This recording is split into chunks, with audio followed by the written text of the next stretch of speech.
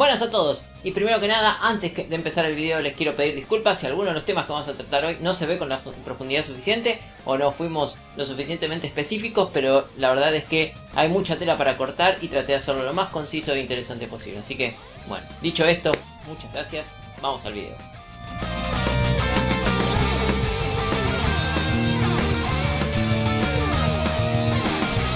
Para arrancar con el tema del día de hoy, la verdad que tenemos que explicar un poco del funcionamiento interno del procesador. Lamentablemente, yo para explicar apenas un poco de la dinámica del procesador, lo que son sus registros, sus instrucciones y demás, en la facultad me toma un año, una materia, para explicar apenas un poco de esto. Sin embargo, bueno, vamos a tratar de meter todo lo que más podamos referido al tema de hoy, que es MMX, para que podamos entenderlo todos. Para meternos en tema de lo que vamos a hablar hoy, necesitamos entender dos cosas básicas. La primera es que el procesador posee internamente unas cajitas que se llaman registros, que son pequeñas memorias que se encuentran adentro de la CPU, las cuales le sirven para operar datos de manera sencilla. Estas cajitas, estos contenedores, lo que hacen es mantener un valor, uno o más, y a través de operaciones poder sumar, restar y hacer todas las operaciones que requiera el programa que esté ejecutando en ese momento. Dentro de la CPU hay varios tipos de registros, de hecho hay dos clases que son las más importantes. Una son los registros de propósito general, ¿qué quiere decir? Que estos registros son cajitas que el programador puede utilizar a su antojo para realizar las operaciones que quiera hacer, ya sea sumar, restar, acomodar algún vector o algo por el estilo. Entonces, a través de esos registros los puedo usar como almacenamientos temporales y súper rápidos para ir guardando valores y usarlos después. Por otro lado, están los registros de propósito específico, los cuales tienen una misión específica dentro del procesador. A veces podemos toquetear estos registros, pero sabemos que ya tienen un significado predeterminado. No es como los registros de uso general que podemos decidir usarlos para cualquier cosa. En este caso, los específicos tienen una función principal. Los registros internos de la CPU pueden venir en varios tamaños. Pueden ser de 8, 16, 32, 64 bits, los que sean necesarios. Esto depende de cómo haya diseñado el CPU y también de cómo maneje sus registros esta CPU. No necesariamente un procesador de 16 bits va a tener todos sus registros de 16 bits, pero básicamente va a haber alguna relación. Respecto de las instrucciones, hay unas muy conocidas que son las x86, ¿sí? Que son las instrucciones básicas que tienen la mayoría de los procesadores de escritorio normales que usamos nosotros. Es algo muy importante esto del x86. ¿Por qué? Porque todos aquellos que puedan correr esas instrucciones son retrocompatibles con los modelos anteriores. Es decir, un 386 que tenga las instrucciones x86, obviamente de ahí proviene su nombre, de los primeros 8086 o 8286, donde se estandarizó este set de instrucciones. Y lo que hace es que a medida que van creciendo los modelos, mientras incluya esas instrucciones anteriores, va a poder ejecutar programas que fueron diseñados para computadoras previas. Sin irme demasiado, otra cosa que quiero contarles es sobre el coprocesador matemático. Quizás lo hayan escuchado nombrar, pero bueno, antes era más común verlos como objeto, pero ahora ya eso pasó porque viene integrado dentro de la CPU.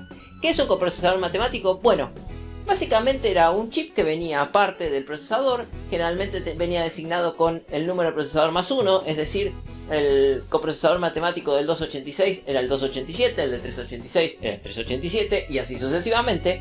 Y para lo que estaba diseñado era para hacer operaciones con números de coma flotante. ¿Qué son los números de coma flotante? Bueno, para hacerla corta los procesadores manejan generalmente de manera nativa tipos de información enteros o de coma fija. ¿Qué quiere decir esto? Que un número de 16 bits va a tener una precisión que va a ser la misma para todos los registros de 16 bits.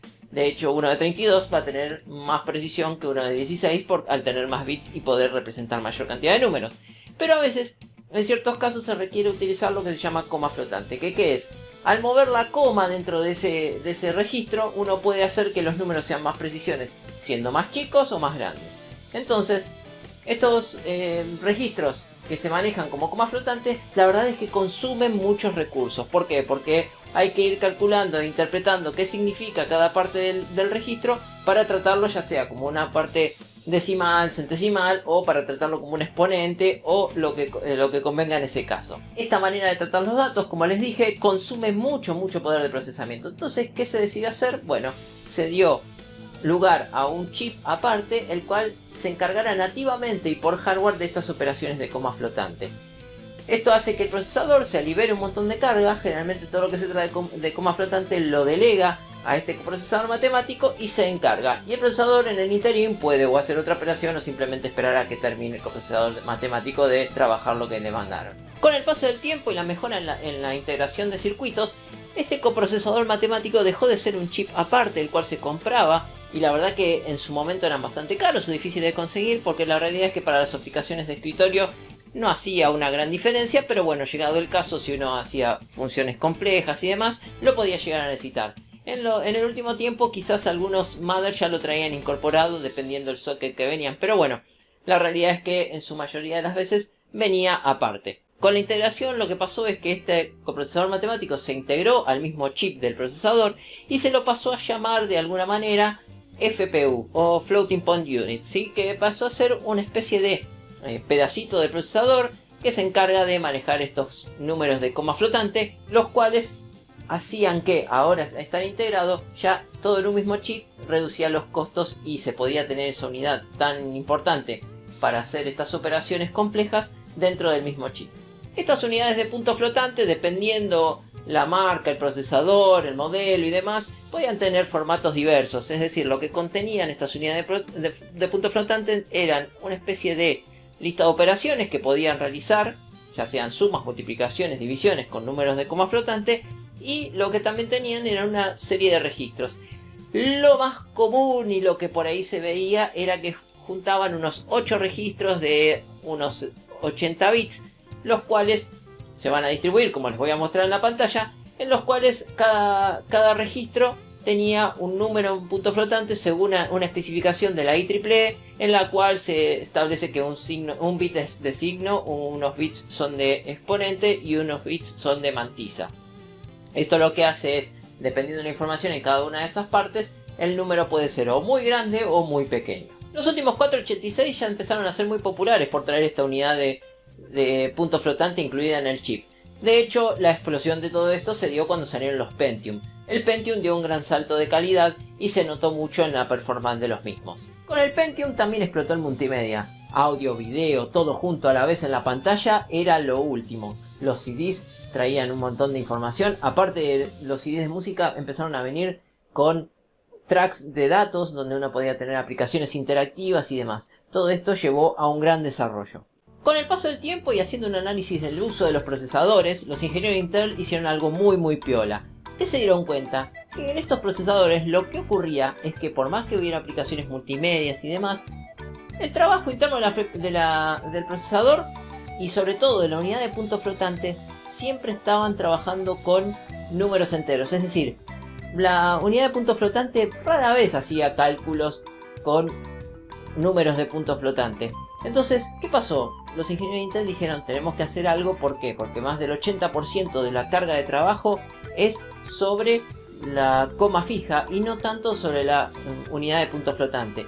Hay que buscar la manera de, a esa unidad de punto flotante, darle la posibilidad de ser útil para el resto de las aplicaciones, para el resto de las cuentas. Otra cosa que notaron es que se daban muchos bucles de ejecución. ¿Qué quiere decir esto? Que se hacía la misma operación un montón de veces sobre un mismo set de datos. Por lo cual, esto obligaba a tener que pensar en algo que trabajara con paralelismo. Esto podía reducir los tiempos de trabajo. Intel se basó en un modelo que se llama SIMD o SIM, como quieran decirle. Esto significaba que a través de una misma operación podíamos operar un montón de datos a la vez con la misma instrucción. Este modelo SIMD fue la base para el MMX. El MMX fue una tecnología que surgió de mano de Intel, en la cual se agregaban una serie de registros y una serie de instrucciones que permitían aprovechar todo ese potencial que tenía la FPU en su momento, pero que estaba desperdiciada. ¿Por qué? Porque una gran parte de las instrucciones que se ejecutaban no requerían punto flotante, sino que se trabajaba en coma fija. Se trataba de 8 registros que iban del MM0 hasta el MM7 y se trataba de 57 nuevas instrucciones que aprovechaban esos nuevos registros para hacer operaciones más complejas, pero tratándolos de una manera diferente.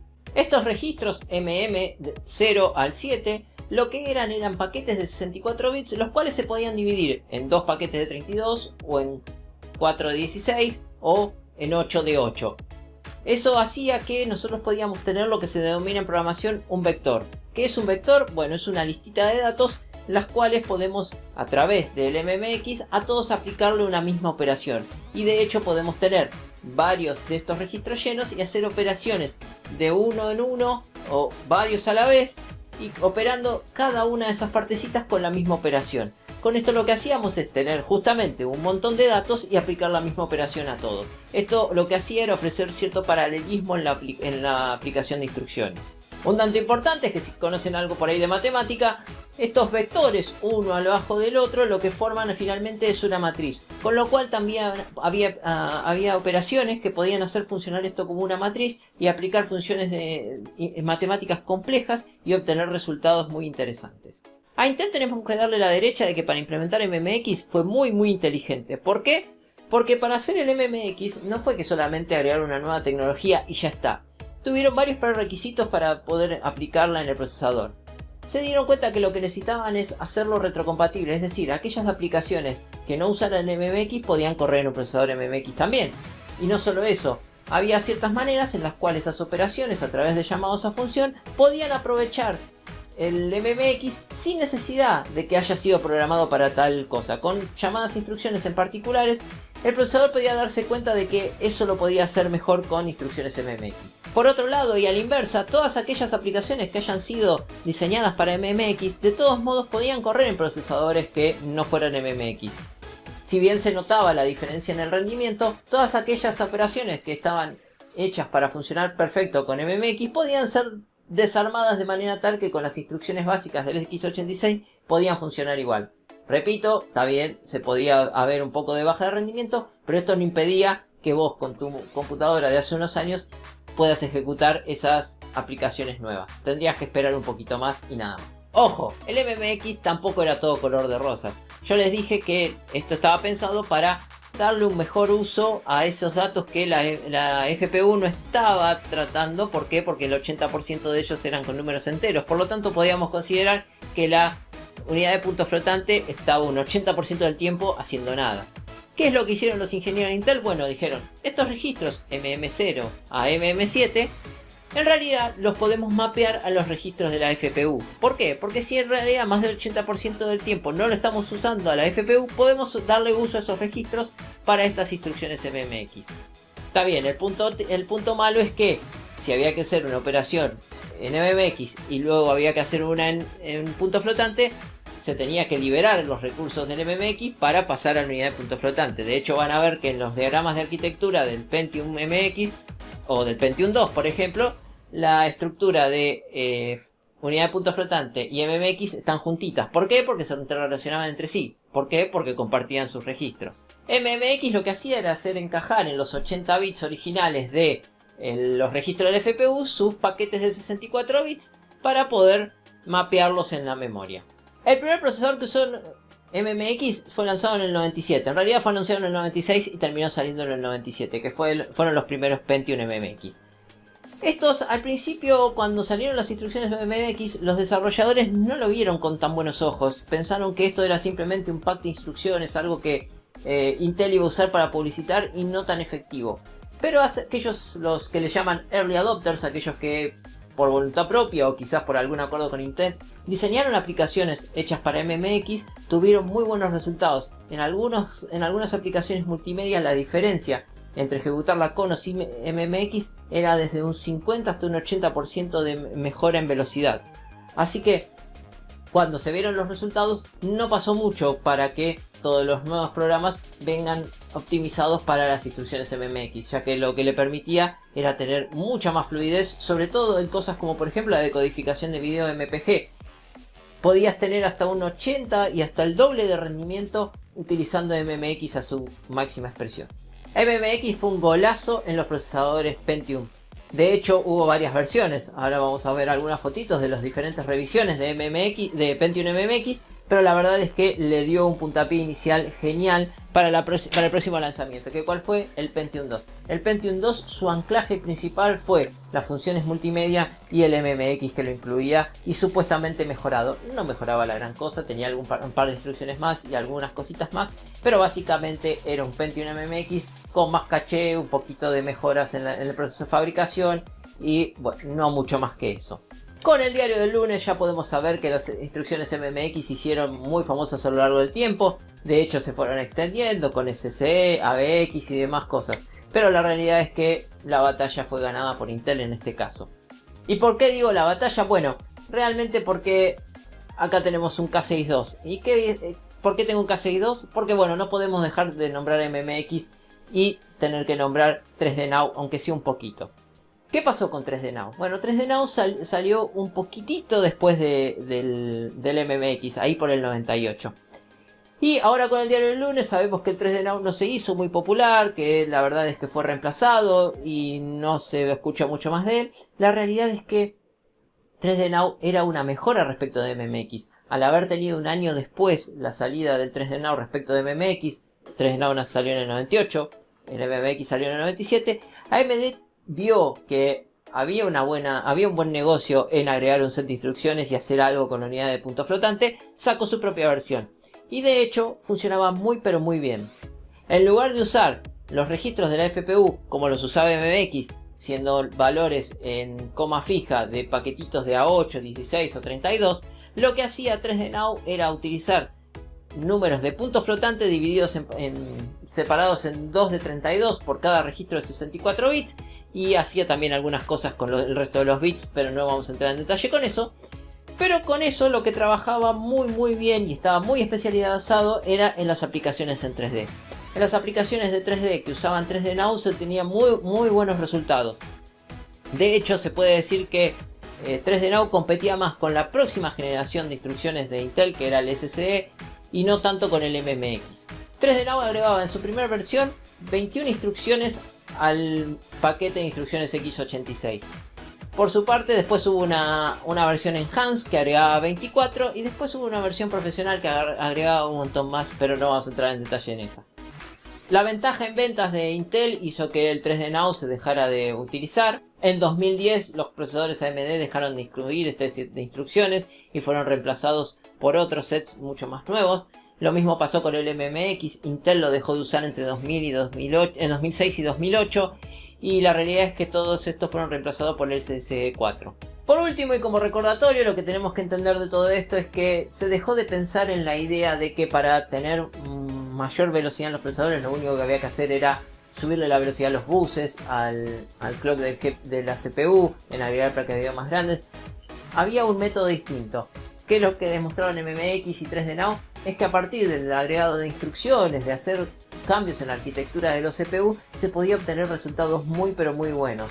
Extender la arquitectura x86 es una metodología que se viene usando hace un montón. De hecho, si miran los procesadores, si alguna vez sacaron alguna captura de algún CPU-Z o alguno de esos programas que nos miran qué CPU tenemos y qué capacidades tiene, van a ver que existe una gran lista de instrucciones que incluyen nuestro CPU. Esto es la enseñanza que dejaron tanto el MMX como el 3D Now. Bueno, espero que les haya gustado esta breve explicación de lo que era el MMX y un poquitito del 3D Now. Y bueno, para la próxima vamos a seguir haciendo estos pequeños cortos de explicación que he llamado Hardware de Leyenda. Y muchas gracias por estar ahí. Nos vemos la próxima.